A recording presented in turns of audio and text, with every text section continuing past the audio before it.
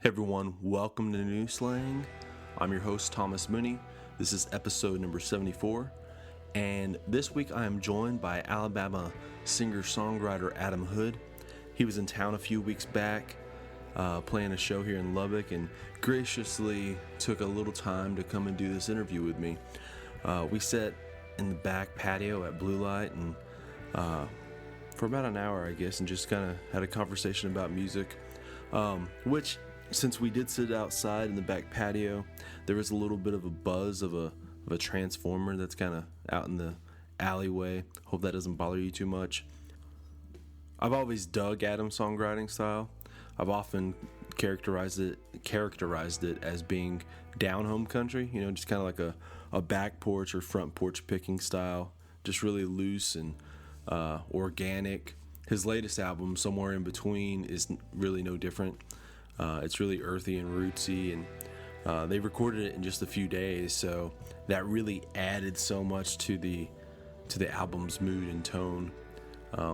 His songwriting, his lyricism, really goes hand in hand with those sonic tones too. There's a relaxed and calming effect to it all. You kind of just like fall into the groove of the song and just go along with it. In a lot of ways, I'd kind of compare Adam to like an old school pickup truck. The kind that have like bench seats in it and stuff. Like my first truck was a two-toned Dodge Dakota. It was like a 1989, and it was an old shop pickup truck that my dad had. It was, I guess it was like dark blue and gray, and it was just really, really loud. There's like no sneaking comb in that thing. Anyways, I don't know where I'm really going with that, but I guess like it really had a real comfort level to it. And Adam's songwriting really falls in line in the same kind of comfort. I guess like there's a little bit of nostalgia to it. I guess like Adam's nostalgia is always for like small towns and earnest relationships and just easy living. So anyways, me and Adam, we mainly talk about Somewhere in Between. That came out last year. I don't know if I mentioned that. It's a really, really excellent album. We talk about the making of the album and the songwriting of it, and writing with contemporaries like Brent Cobb and Jason Eady and William Clark Green. And we talk a little bit about Adam coming out of Alabama, his first shows in Texas, and breaking into this market, if you will. Willis Allen Ramsey, who is obviously one of the most underrated but cherished singer-songwriters to ever come out of Alabama and Texas. Working with Dave Cobb some, and anyways, it was a lot of fun. Also, this is probably a little bit more for Lubbock listeners. As I mentioned in the first few minutes, Adam hadn't played here in Lubbock for, I don't know, probably about 18 months or something like that. But he's playing like twice just in a short amount of time. Obviously, the first time was when we did this interview, but he'll be back in town Saturday, June 29th. That's next Saturday. He's playing the Blue Light. So be ready for that. Saturday, June 29th, Blue Light. You'll want to go see Adam Hood. If this is your first time coming across New Slang, I'd encourage you to hit the subscribe button, give the podcast a 5-star review on iTunes, write a little review, recommend it to your friends and family and coworkers and anyone who likes music conversations. Also, one more thing before I go here. I caught up with Bruce Robison the other day for Texas Monthly. Bruce and Kelly have a new album out tomorrow called Beautiful Lie. Me and Bruce, we spoke at length about the making of Beautiful Lie and The Next Waltz and Wrapped, since Wrapped was reissued earlier this year. There's also an incredible music video that premiered on Texas Monthly for the song Astrodome. If you haven't watched that, go watch it. It's really, really awesome. Go follow me on social media, especially if you want to, catch up or keep up with any of these articles or interviews that I do. On Twitter, it's @_newslang. That's the same thing on Instagram. on Facebook. Just search for New Slang, and it'll be really the first one there. Give it a like, a follow, whatever the case is. Yeah, okay, enough of all this intro stuff. Let's get on to the conversation with Adam.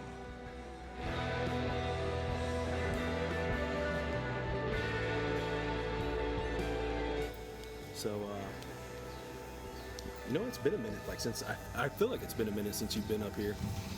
I want to say, I was talking about this with the band. I know it's been a while since we played the Blue Light. Mm-hmm. We played the Office a couple of times. And in fact, we opened for the Motor Cars at the Office a couple of years ago. And then the last show that we did, we actually opened for Ian Moore, which was really cool. And Ian, living in Alabama, it took a while to kind of get Texas music over here.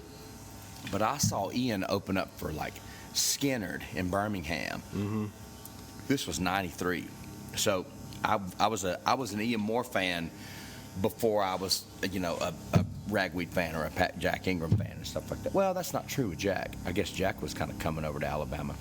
Anyway, so it was really cool to open for Ian mm-hmm. here, and so yeah. But it's been a while. I know it's been a while since we've been over here. So. Yeah. I noticed that you're playing here in about a month too. Yep. So, yeah. We've got a big run coming up in June. Yeah. So it's one of those. At least you're making them up. At least. That's right. Coming through fast now. Right. Yeah. You released that record last year. Uh-huh. And it was one of my favorite records of the year. Thank you. Thank you. What I love so much about it was, I guess reading about it, you guys were just in the studio for just a short amount of time, and mm-hmm. it kind of you guys captured that, not necessarily a looseness in a bad way, but kind of a looseness in a good way, just kind of that down home kind of feel to it. Yeah, just keeping it organic, mm-hmm. And I think that was the plan, and I knew I could make that with Orrin. Orrin Thornton is the guy that produced it, and so I'm sure you read, I've said this a bunch. Orrin and I had a publishing deal with Carnival Music for about 7 years. And so, one of my obligations in the publishing deal is I have to have a certain amount of songs demoed. And so every 3 months we would go in and we would demo a half a dozen songs. And so in doing that, Orrin was the guy that always engineered it. And so he would engineer the band sessions, and then the next day he and I would go in and do the vocals, and I would play guitar, just be the two of us and stuff like that. And so we made a lot of records together. I mean, if you think about if I demoed, if I demoed probably 20 songs a year, we made a number of records together. And so it took a while to get the timing right for Orrin and I to be able to work together. But once we were able to, we were off to the races, mm-hmm. And I mean, we've been friends long enough to where, we could communicate really easily without having to ask a lot of questions, and we really didn't need a whole lot of communication anyway. I mean, I sent in the songs. He said, "These sound great. Here's what I want to do. Perfect. That's what I want to do too." And we knocked it out in 2 days. Yeah. And so, I mean, but that's the thing. I mean, the plan was also just because of the fact that I'm a three-piece. I just have a hard time going in and reproducing the full production studio stuff.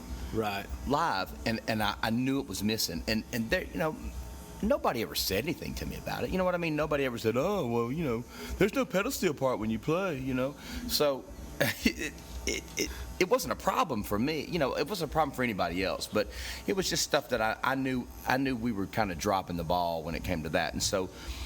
I just, instead of hiring 3 more people all the time, right. I just decided to scale back the record, and I like it that way. Yeah. I think it, like you said, I feel like it was a lot more organic, and certainly a lot more true to form. I think this record represents me as good as anything has. Yeah. I always love asking this question about whenever you're making a record, because a lot of guys from Texas, especially coming up, you get 10 songs, you're like, oh, time to make a record. But usually, when the more songs, the more you do this kind of thing, or if you're over in Nashville and you're in that kind of where you're writing more songs. Yeah. How many songs did you have that you just started dwindling down into we're doing this as the record? Well, see, with me, I've always got back catalog. I mean, so I've still got a pile of songs to choose from back then. And in fact, that's kind of it's strange how it works that way. But like Heart of a Queen, which was really that's the first song on this record. I wrote that song with Ben Danaher a long time ago. And so it usually for me, like with these records, I'll write a song or two and go, oh, these are really good. Time to make a record. And so it'll only take two. Okay. And then I start kind of working around it. And so instead of having 10 songs, let's make a record, I go, well, I've got 2 songs, let's make a record. And then you start piecing it together to... Yeah, and say, okay, well, here's what we need, let's write for it. And, if we need it and we can't write for it, I'll start digging around for other stuff. So, that's kind of how it works that way. So Is that like the oldest song on the record? I think so. It was a pretty good mix of older stuff and new stuff too. So, and the Welcome to the Big World was kind of like that too. I was just out of my Carnival deal, and so there were deals. It was like kind of split in half. Half the songs were under that publishing house, half of them were just doing my own publishing. This is kind of like that too. Yeah. So I kind of, like I said, I see where the holes are, right, and try to write to fill those in if I don't have those songs already. Yeah, so. Yeah. Ben, he's been really killing it lately. I'm so glad to hear it, man. How long have you known Ben? I've known him a long time, but we met before he moved to Nashville, and we were friends before he moved to Nashville. But we wrote a lot when, and it's one of those things to where you sort of you see each other kind of cyclically, really, and so we would go for about a year or two and not get to write, and then write one day and get 2 or 3 songs done. So, but yeah, I've known him for a long time. He's a good friend. In fact, I'll see him. I think we're writing next week. So, oh yeah. Yeah, and he's doing great, man. I mean, I've just always thought he was such a talented guy, and I'm really glad to see that people are starting to catch on to that too. Yeah, I had met him through my buddy Ross Cooper. Yeah. Who Ross had moved up to Nashville and went up there, and that's how I met Ben. Yeah, I guess they were roommates, right? I'm not sure if they were or really? Not at one point, but that's how I met him, was through him. And Ross was always telling me, Ben's like the best songwriter I know. Yeah. And you'd try and look for, well, where's the new record out? And we're I guess the year before that new one came out, we were talking, me and Ben, and he had said, I think we're going to get out in September. And it felt like it was so far away or something. And I was just like, yeah. I think it came out in September. But so I was like, yeah, and then all of a sudden, turn to the page and it's out. And it's like, it's off to the races. Yeah. I'm so glad that he's starting to get some notoriety out, other than just songwriters and journalists. Right. I know. Well, and that's, he just, just like you said, he's just a really uniquely talented person, and I mean, everybody that I know that's ever heard him is just in love with his stuff, so. Right. Yeah. That, probably my favorite song on that record of yours is Downturn. Thank you. Yeah. You wrote that with Jason, right? Yeah. Yeah. What's a little bit of the story about that song? As far as I think the context of the story is probably self-explanatory, really. It's kind of just the rigors of being a husband and a father and a touring musician and stuff like that. And that's from both of our perspectives. But we had started the song, we played that State Line Barbecue in El Paso. And so after the show, we just kind of sat around and started working on the tune. Jason said, hey, man, I got this idea for the song. And so we got about the first half of it down, and then about 3 weeks went by, and I was just looking through my phone, and I realized, oh man, we didn't finish writing this song.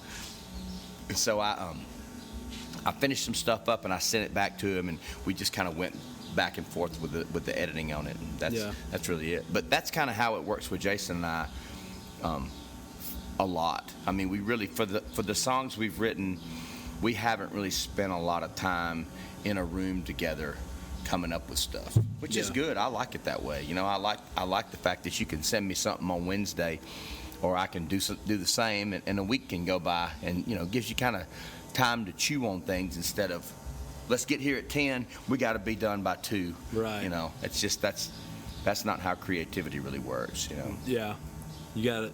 It's always, I think, like it's one of those things where it's always in the back of your head. You can Totally. be doing the dishes and doing Yeah. yard work, and it be working on that song in that downtime. Yeah. Or driving or whatever, and that's always The times when you don't have the time to sit down and write it. Right. Absolutely. I mean, I agree. I feel the same way. I've kind of written a lot of songs like that where I'll be in the middle of doing something and I'll have to stop what I'm doing to go ahead and write this down or sing this into my phone. You know, it's cool like that. That's kind of when you realize that you're a vessel, that somebody else is handling this stuff, you know.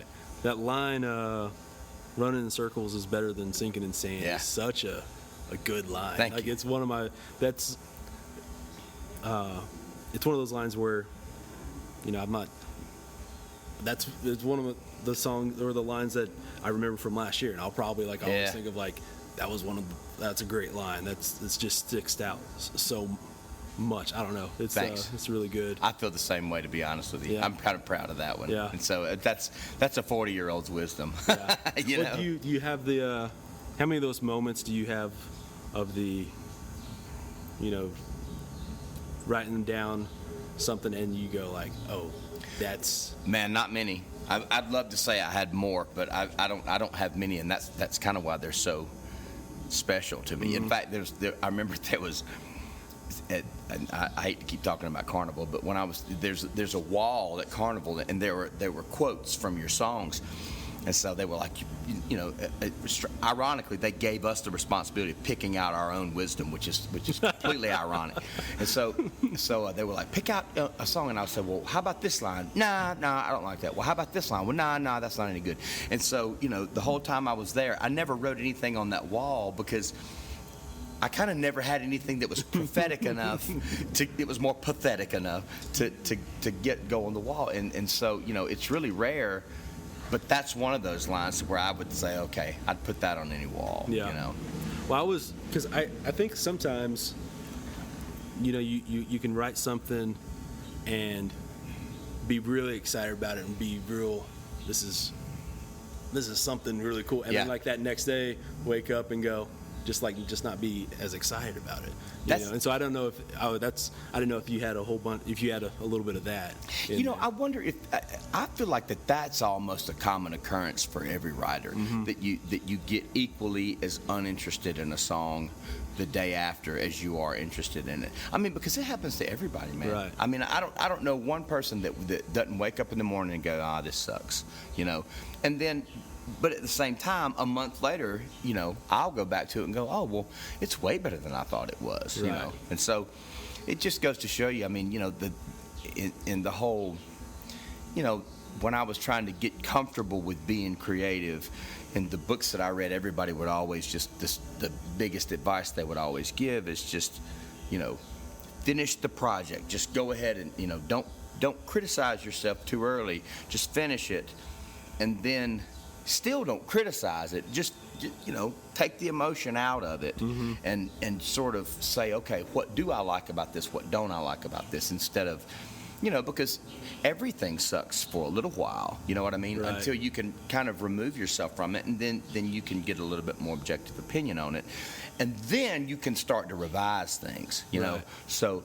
I mean, it seems to happen to everybody, and I'm glad it does, because that way it gives you.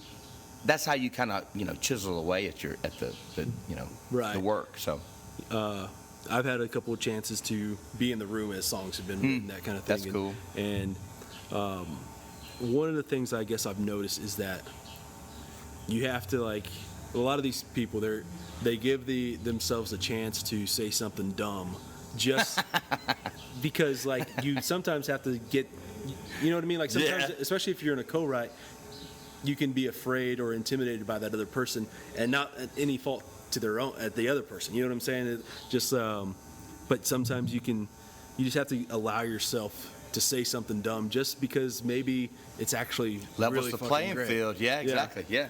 And the stupid stuff's not so stupid sometimes. Mm-hmm. Yeah. There's way stupider things that people say on in songs.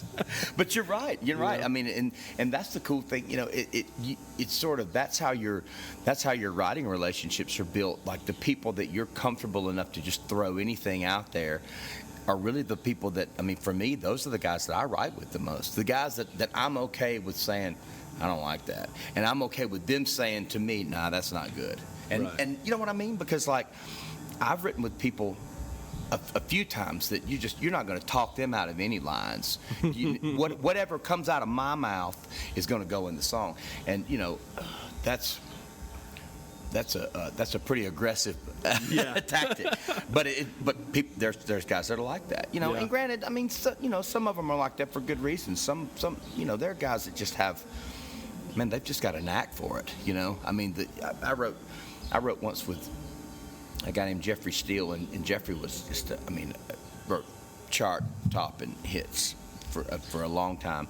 And I wrote with him once, and I thought, man, you know, there's a real reason why somebody like him has the career that he has, just because of the fact that, like, there were just places that he would put adjectives and just, you know, the 2-3 letter words in places that I'd have never thought to put them.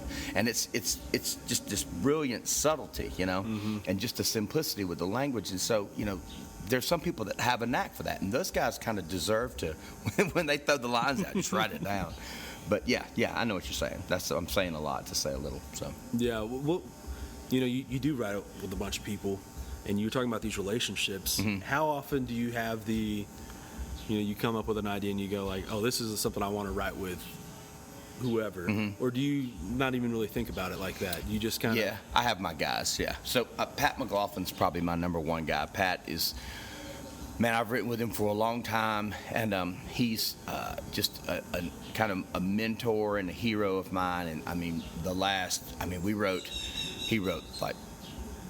the Tennessee Will together. We wrote Way Too Long together, trying to write a love song. On this record, we wrote shoot, I can't remember. We wrote a bunch of them. We wrote The Easy Way and Confederate Rose, and like 4 or 5, at least 4 or 5, like half my record, half of the last 3 or 4 records I've made, I've written with Pat. And so I try to save a lot for Pat. Yeah. And you know, but the good thing is I don't have to really spend a lot of time saving things for him. It's almost like, you know, the times when we're together, those are the times when I'm almost the most creative. Like that day is the day when it really comes to me the quickest. And so I have Pat, and Edie's one of them, and Danaher's one, and Will Hogue and I have a pretty good writing relationship. We don't really write all that much together, but it's one of those things where the few times that he and I have written together, we've gotten something that both, you know, he's recorded a couple of them and I've done the same. So. Yeah. So yeah, I mean, I've got those guys for sure. Yeah. Excuse me. One of my favorite songs on that new record too is that Real Small Town. Yeah. I really love just I don't know. It feels like I'm from a small town, and you can. It's weird because it's one of those things where, on some side of it, it can be just like, in a little bit of a way, like a cliche of like every small town, but also at the same time, those cliches ring true because it's. That's right. That's the reason it's kind of a cliche. It's timeless. Like a normalcy of small town life. That's right. And I you know, it's funny that we were talking about that just because I wrote that with Will Green, and so he said, you know, I think the whole time that he and I were writing, I think he was kind of second guessing it because he would kind of go back and go, is this good? Is this good? And I'd say, yeah, man, this is great. Don't, you know, let's not even worry about it. But because I knew it was a great song, and so the you know, it was nice to sort of, you know, we wrote it, we finished up our day, we had a good day, and we just kind of both went on about our business. And I was in the studio recording it, and I sent him a little video, and he said, man, will you send me this track? And so as soon as we were done, I sent it to him, and I could tell it really, that the song came to life in the recording of it in a way that he didn't really hear it when we were writing it. And I know how that is, you know. Yeah. But it was nice that I caught that because that way I'm glad it made it on my record. Right. You know, but it's the same kind of thing. It's just, you know, it just goes to show you that it's easy to second guess yourself. But you know, stuff like that's timeless, you know. And I'm glad you like that song. I like it too. We're working on a video for it right now. So yeah. I think it's just like it's kind of has the in a little bit of a way. I know, like, maybe not sonically, but it kind of reminds me of Mellencamp and a little bit of that, just heartland rock kind of. Totally. Just.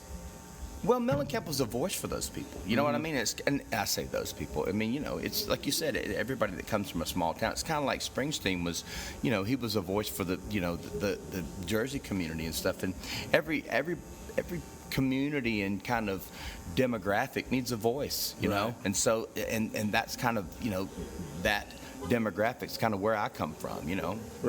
Mid 40s, small town Alabama guy. I mean, this is the stuff that I know, and this is the stuff that I can write about. Yeah, a lot of people, they've talked about the whole, you know, Springsteen and the New Jersey and the obviously he romanticized that area so much that I've heard a bunch of people say, like, you know, I've gone up there expecting it to be Springsteen's New Jersey, and it's, you know, it's far from it. Yeah, kind of thing. But that's what's kind of incredible about somebody's career like that. They can just kind of take an area and create it into something.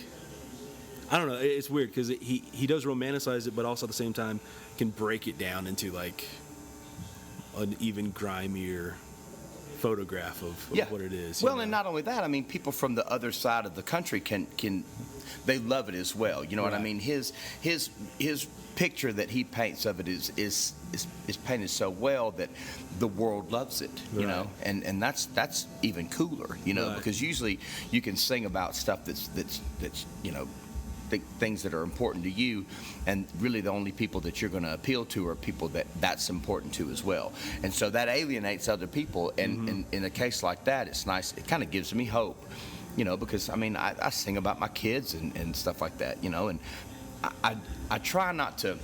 Well, I try to be clever about it, you know what I mean? But I mean, most of all my songs are either about my wife or my kids, really, to be honest with you. So, but, you know, that may last about 20 minutes, huh? Yeah, I know. There Perfect. Anyway, but I understand that there's a lot of people that don't have kids, you know, and so how do I and especially in a bar, you know what I mean? Especially when, like, we're talking about 22, 25-year-old, that's the last thing these people are wanting to think about is children, you know? And so how do I take my music and these songs about my kids and make it appealing to them? And you know, so I understand the challenge and the struggle, and it's cool, and it gives me hope to see that pay off for people, you know? So, I don't know. Have you heard the new Springsteen? I have not. He's got I guess he announced a new record and he released a song. I'm blanking on the song name, but it's up there with some of his best work. Nice. So check it out when you. I will. Yeah. I've got a lot of driving to do headed home, so I've been kind of. I think like most people probably the last couple of Springsteen records are kind of so, but I feel like this is kind of a return to 80s Springsteen. That's cool. Yeah, I'm excited. We'll see what happens. Yeah.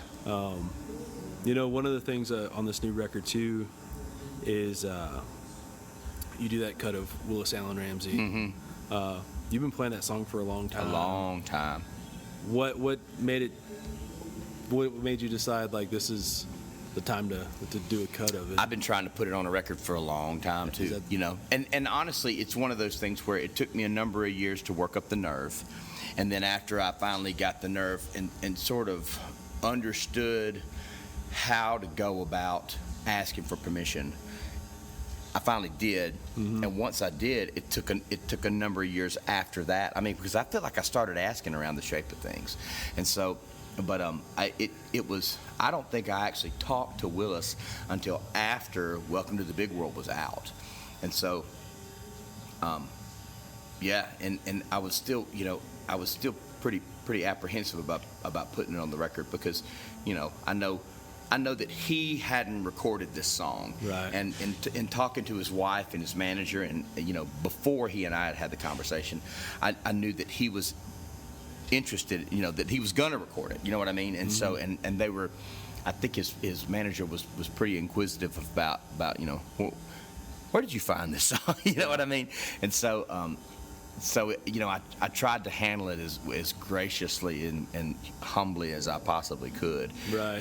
And so, I mean, really, it was a phone call and a voicemail was really the only permission that I have. And I said, well, hell with it, man. I'm just doing this. And so we did. And it's so far so good. I think, he's the conversations that we've had. I know he likes the song and approves. And this is the first time I've ever recorded a song that I didn't write, ever. And a lot of people do that, and it's really not a stance that I take. There are plenty of people's songs that I would record, but none of them are songs that I would do better than them. You understand what I'm saying? Right. And then I have, well, why would I do this song that I'm really probably not going to pull off all that well when I have this song of mine that nobody's recorded that I know I can pull this one off? Yeah. And so Bayou Girl has really been the only one that I've had years to sort of really nail this one down. Yeah. And so yeah. And so I wanted to handle it, like I said, with just as much humility as I possibly can. Yeah. And I love the recording of it. I think we did it way different, not way different, but it was separate enough from how I heard it to make it mine, but still really let the song shine. And that's what it should be that. Yeah. How'd you first hear it? What was your? I had so when I started coming over, we started coming over to Texas in 2004. And I had Justin Johnson, the guy that was traveling with me at the time, his buddy Greg Staggs had given him a cassette tape. I'm sorry, it was a CD by this time. We were into CDs then. So it was a CD of Willis's record and then a couple of extra songs that were recorded at the Cactus Cafe. And that was pulled off of LimeWire. So this was back in those days. This was in the Napster days.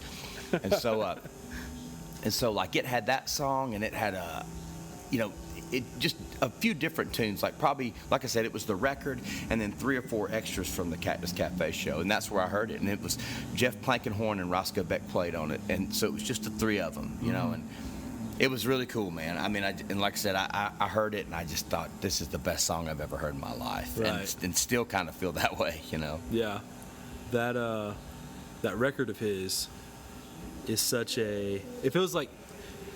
If you're talking with somebody who knows about music, it's it's an iconic record. Yeah, it's like a unicorn or something like that. Yeah. But it also feels like something that's not seen by the public. It's largely unknown. Yeah. And I'm waiting to see if we'll get like a resurgence, out of that record, because like Terry Allen, he's from here. Yeah. And he put out Lubbock on Everything back in '79, and it was reissued a couple years ago, and all of a sudden now it's just he got a couple other records reissued, and it just kind of he's playing a whole lot more shows now, and he's cutting a record in I guess this month, a new one, and it just feels like he's got a resurgence. Put some wind in his sail. And I wonder if that's.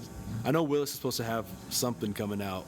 But and the cool thing is, it's funny you say that, because when I heard that song and first started coming over here, I noticed that Willis wasn't playing at all. I mean, at all. And I guess a lot of it had to do with the fact that I guess they were living in Colorado or something like that. But now I feel like that, yes, kind of the same thing. Like, we've seen him more, and he's played shows more, and you'd like to think that that's going to be leading up to putting out more material.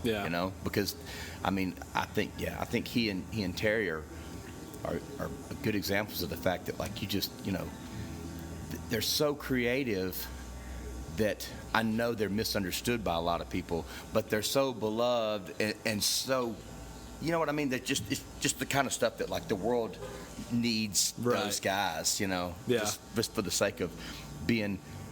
Music is really, really commercialized these days.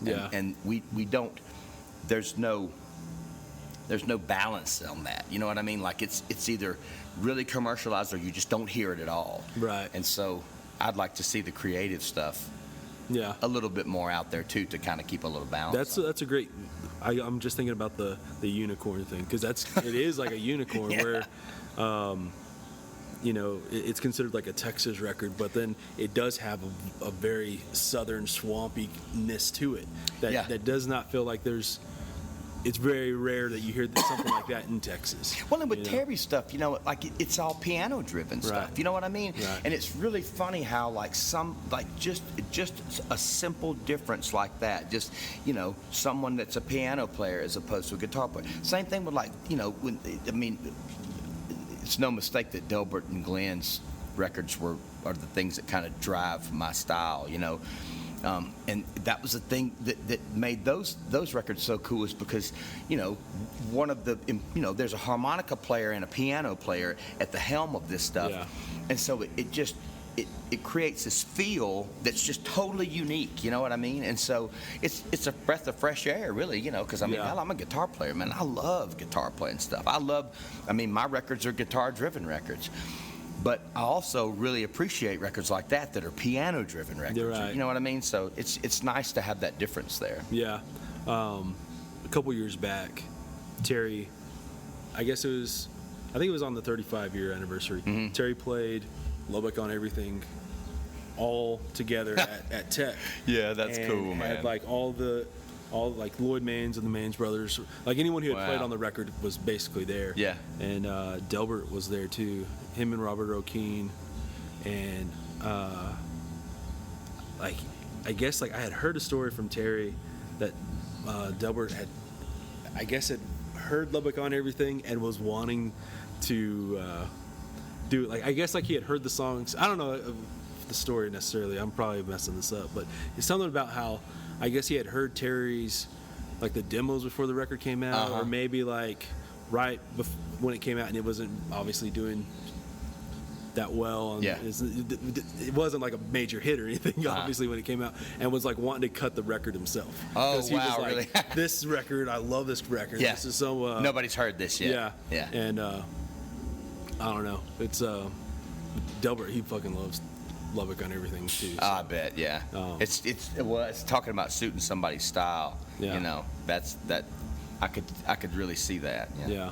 I've also have you listened to Robert Ellis's new Texas Piano Man? No, I haven't. You need to check that out. See, I don't know that much about Robert. I've heard his name just through just the stuff he's done with, I guess, what he and Johnny Fritz have a band, or they did a thing or something like that. Yeah.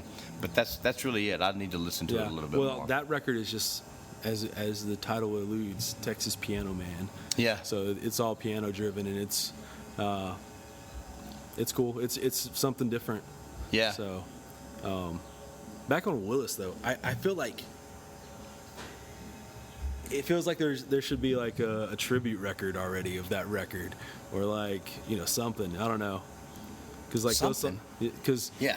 And I've heard he's supposed to have an EP or a record coming out, but of course they've been saying that for a long time. Yeah. But I've also heard no, I'm serious, this coming year kind of deal. Yeah. So I don't know, And I agree. And, we're probably hearing from probably the same circles of these are reliable sources. Right, you know what I mean? right. These guys are, the people that are saying this are not. They're not idiots. You know what I mean? You didn't see it scribbled on the bathroom wall or something. Yeah, these are guys that hang out with these people, and they're reliable sources. But I don't know. I'd like to, maybe that's why the tribute stuff hadn't been done, because there's only one record to pay tribute to, and boy, you better not screw that up. You know, if you're going to do it, you better do that one right. Yeah. So.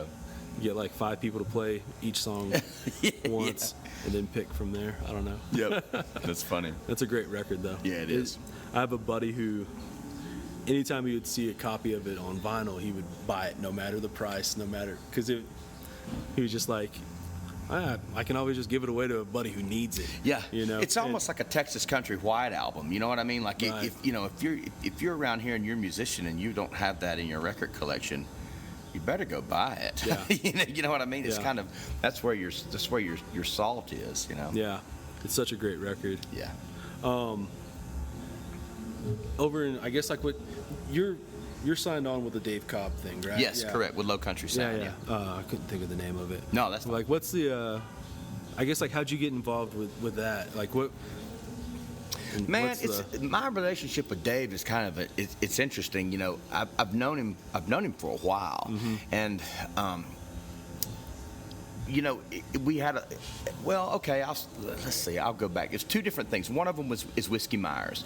So I've got a song on like the last 3 Whiskey Myers records, just because of Dave, really. Well, with the exception of this record that's coming out. Well, and so even with this one coming out, the song that I have on there that we wrote is one that I wrote at Dave's when they were making records at Dave's house. And so, basically he called and said, "Hey man," he said, I'm in the studio with Whiskey Myers. And the cool thing was about what they would do was they would go in and they would track a song with no lyrics to it. And so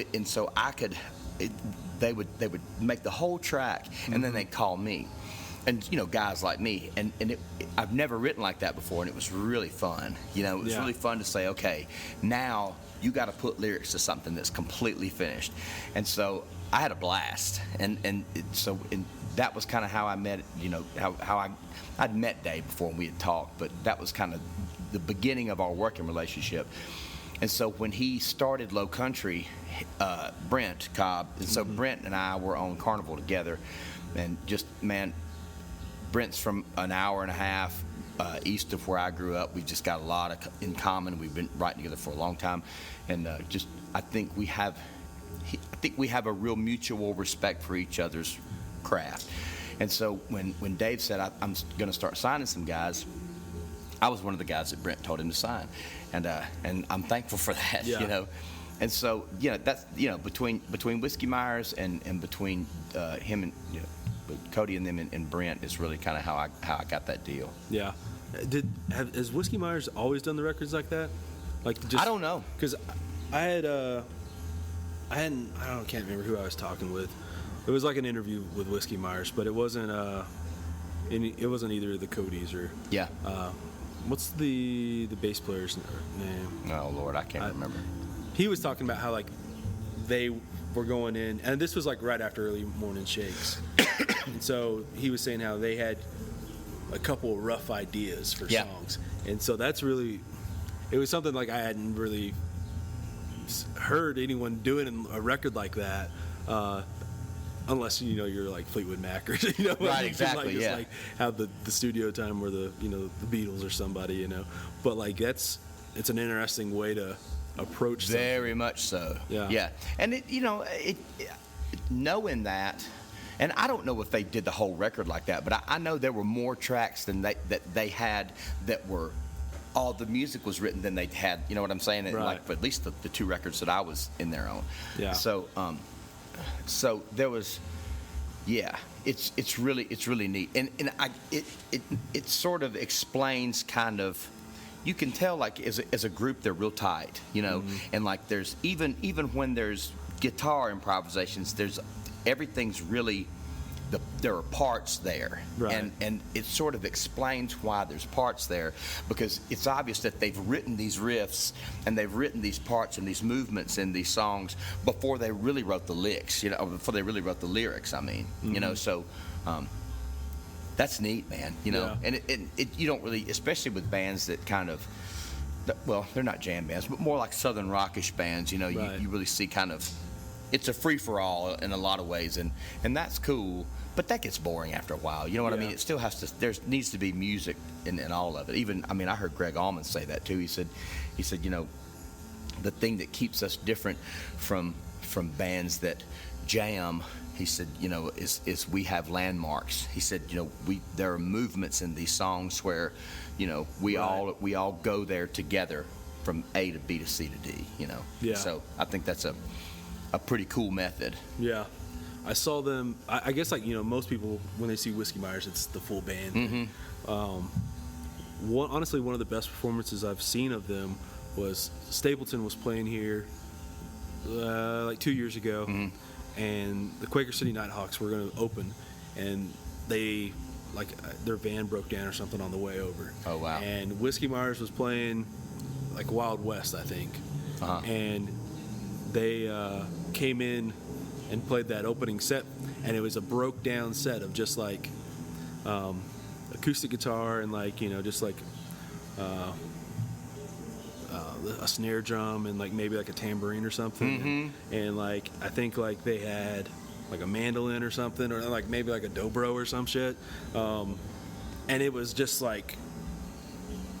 in a something that you had not really seen ever. Yeah. But they were playing their songs in that capacity, and it was just really, really cool. Seeing Really awesome. Yeah, I bet. Yeah, and I'm just like, y'all need to do a little bit more of that too, every once in a while. Yeah.